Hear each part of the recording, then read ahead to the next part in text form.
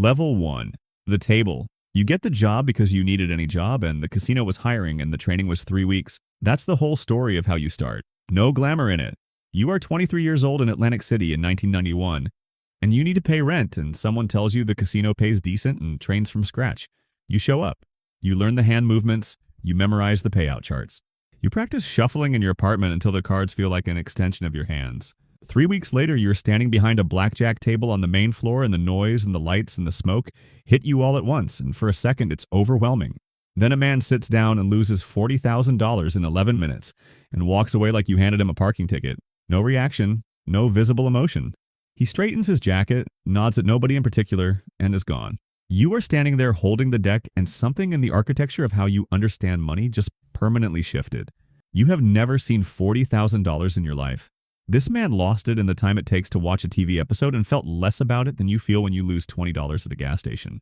You will think about that man for the rest of your career. The job itself right now is simple and rigid. You are a function, not a person. Someone wins. Clap the table with an open palm, count the payout, push it across, neutral face. Someone loses, take the chips, same face. Not satisfied, not sympathetic, just present. You practice the face in your bathroom mirror at home until it stops requiring any effort to hold. It takes about 30 days before you stop seeing chips as money. That is when the real education begins. Level 2. The edge. Nobody explains this to the people sitting down at your table, and you start to understand why. The house edge on standard blackjack is between 0.5% and 2%, depending on the specific rules of the table. That sounds like almost nothing. Sounds like the players are basically even with the house. That is exactly what it's supposed to show for every $100 bet at your table. For every $100 bet at your table, not per hand, but averaged across thousands upon thousands of hands running 24 hours a day, 365 days a year, the casino keeps between 50 cents and $2. Automatically, without doing anything except continuing to operate, the casino does not need to be lucky. It does not need a good night or a good week. It needs time. The mathematics runs underneath everything in this building like a current that never stops. The longer the game runs, the more precisely the real numbers match the mathematical expectation. It is as close to a guaranteed outcome as anything legal in America. Players do not lose because they lack intelligence. Players lose because they are human. They get tired. They get emotional. They chase losses by betting more to get even. They celebrate wins by increasing their bets because the momentum feels real. They make decisions based on how the last hand went rather than on the mathematics of the next hand. Every single natural human impulse that a normal person brings to a casino table works directly against them. This building was designed around that fact at the architectural level. The layout, the lighting, the absence of clocks, the carpet patterns,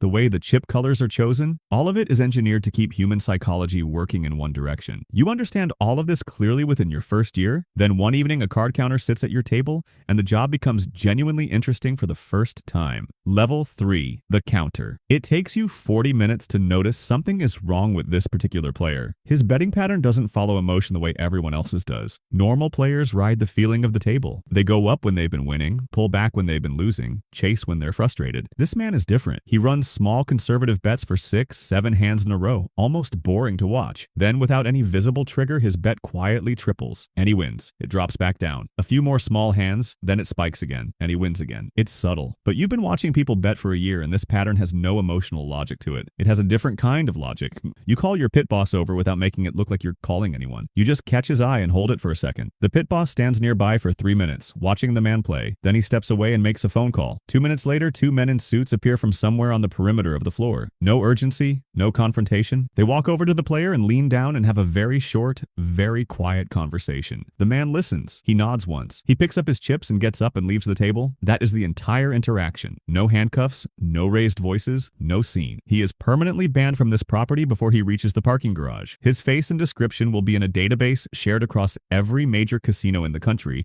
by tomorrow morning. Here's the thing about what he was doing. Card counting is not illegal. It has never been illegal. It is the practice of mentally tracking which cards have already been played and using that information to calculate when the remaining deck contains a disproportionate number of high cards and which statistically favors the player, and increasing your bets in those moments. It is applied mathematics. It requires no tools. It requires only a disciplined mind. The casino bans you for it anyway because they own the building. building, and they can set any rules they want on their own private property. They do not need to prove you cheated. They simply need to decide they don't want you there. He was up $12,000 when they spotted him. A skilled counter running a clean operation who did every single thing right and still got identified and removed before he could do any real damage. You ask how long they would have let him keep going before intervening. Your pit boss says, "We catch them all." The question is just how much they get before we do. In the 1990s, a team from MIT ran the most sophisticated card counting operation ever attempted. Rotating players, coded hand signals, players switching roles mid-session across multiple casinos. Vegas identified and systematically banned every member of the team within a few years and shared the information across properties. The whole operation shut down. The house always finds the counter before the counter accumulates enough money to matter. Level 4. The whale room. 5 years and you move to floor supervisor and they take you somewhere most employees never see. A whale is a player with a casino credit line of $1 million or more, extended directly by the casino itself, not chips they purchased with their own money at the cage. Credit. The casino looked at this specific human being and said, "We will extend you $1 million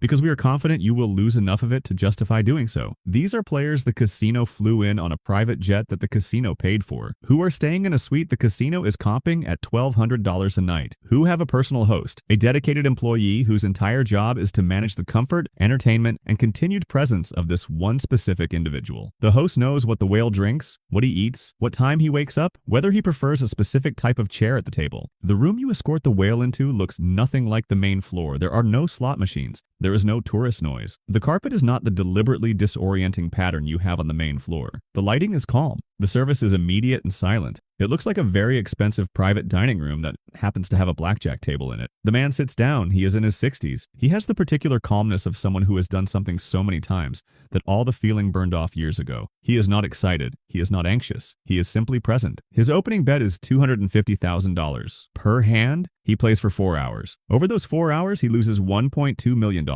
Not in one dramatic hand, steadily, the edge doing its mathematical work across hundreds of decisions, while the man sips his drink and occasionally makes small conversation with the dealer. At the end, he has dinner brought to the room. He tips the dealer $30,000 in chips personally, which the dealer has to report and which goes into the shared pool, but the gesture is real regardless. He goes upstairs to his comped suite and goes to sleep. He is back at the table the following morning. Here's the number that reframes every other number in this building. The casino spent approximately $40,000 on the jet, the suite, the room, the host, and the service for this man's weekend. He lost $1.2 million. The whale room doesn't exist because the casino is generous. It exists because spending $40,000 to create an environment where one person loses 30 times that in a weekend is the most efficient revenue operation in the building. One whale weekend covers the operational costs of an entire floor for a month. You stand in that room watching this man play and you understand for the first time that everything you've seen on the main floor is just the front of the business. This room is the actual business. Level 5. The history. You have been on this floor long enough now that a senior manager who has been in the industry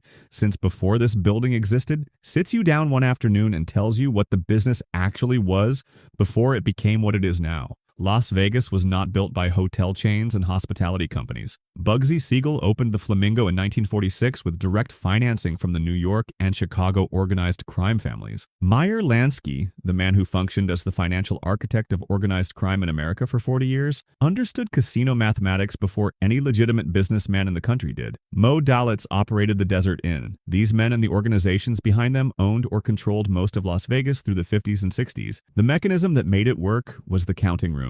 Every night after the casino closed, all the cash from the floor was brought to the counting room to be tallied. The official count, the number that appeared in the books, the number that got taxed by the state of Nevada, was accurate. The problem was that it was not the first count. Before the official count, there was the skim. Cash was physically removed from the total before the count began. That money went into separate bags. Those bags went to Kansas City, Chicago, New York, every single week for decades. The FBI called it the skim. By their estimates, it ran to tens of millions of dollars annually throughout the 1950s and 1960s. It was the longest continuously running organized theft operation in American history. The casinos were generating extraordinary cash, and organized crime was collecting a percentage of that cash as the standing fee for having built them and for allowing them to operate. It worked entirely because cash has no memory. Chips become cash. Cash put in a bag and driven to an airport has no paper trail. You cannot audit money that was removed before the audit happened. Nevada began aggressively cracking down through the 1970s and 1980s. The Gaming Control Board got real enforcement power. Licensing requirements were restructured to exclude anyone with organized crime connections. Corporate ownership became the standard. Steve Wynn opened the Mirage in 1989, and Las Vegas became a different industry almost overnight. Publicly traded, corporately managed, family-friendly marketing. The mob lost its direct ownership. What it didn't lose entirely was its presence in the surrounding infrastructure.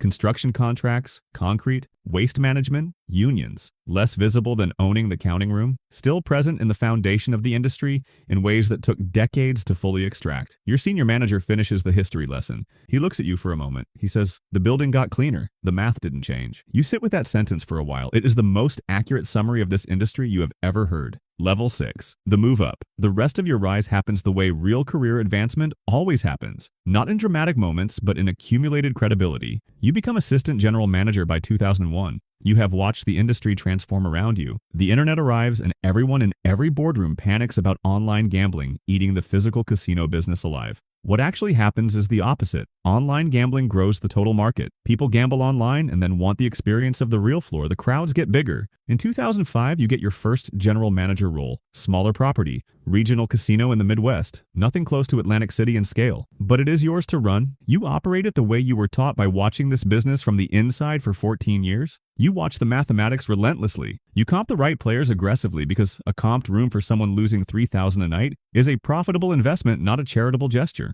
You monitor problem gamblers carefully, not out of pure charity, but because the liability and the regulatory exposure of allowing someone to destroy themselves visibly on your floor is a real business risk. You know where the line is because you have watched 100 people cross it. Every week, the numbers tell you exactly where you stand. In this business, the numbers are the only honest thing. Everything else, the atmosphere, the service, the design, the hospitality, is architecture around the mathematics. The mathematics is the truth. Level 7. The owner. In 2012, an investment group contacts you. They are acquiring a struggling casino in a mid-sized market, and they have a specific problem. They can hire an MBA to manage the finances. They can hire a hospitality executive to manage the service. What they cannot hire from a business school or a hotel chain is someone who has actually stood behind a table dealing cards, walked a floor at 2 in the morning, reading the room by instinct, sat in a whale room watching a man lose $1 million in an afternoon, had the mob history of the industry explained to them by someone who lived through the transition and spent 20 years learning every layer of this business from the ground up. They want you. You become, on paper, a part owner and the operating executive of a casino property. Here's what that actually feels like from the inside. It feels exactly like dealing, except now you are the house. The mathematics has not moved one decimal point. The players at your tables are the same combination of hopeful, irrational, occasionally brilliant, and persistently human that they have always been. The whale room operates on the same logic it has always operated on. The counter will eventually sit at one of your tables and your floor supervisor will call it in, and the suits will walk over and have a quiet conversation. The only variable that changed is which side of the table you are on. You sit in your first ownership meeting and look at the monthly revenue reports and understand something completely for the first time. The 23-year-old kid who stood frozen behind a blackjack table watching a man lose $40,000 in 11 minutes and feel nothing about it, that moment was the beginning of an education that only ends here. In this chair, on this side of the ledger, you never stopped watching. For 20 years, you watched every angle of this thing. The edge that runs silently underneath everything. The counters and how the house finds them. The whale rooms and what they actually represent. The history that was built before the building got clean. The mathematics that never changed through any of it. The house wins because it is the most patient thing in the room. You figured that out on your first night. It just took 20 years to understand that you were learning how to become the house.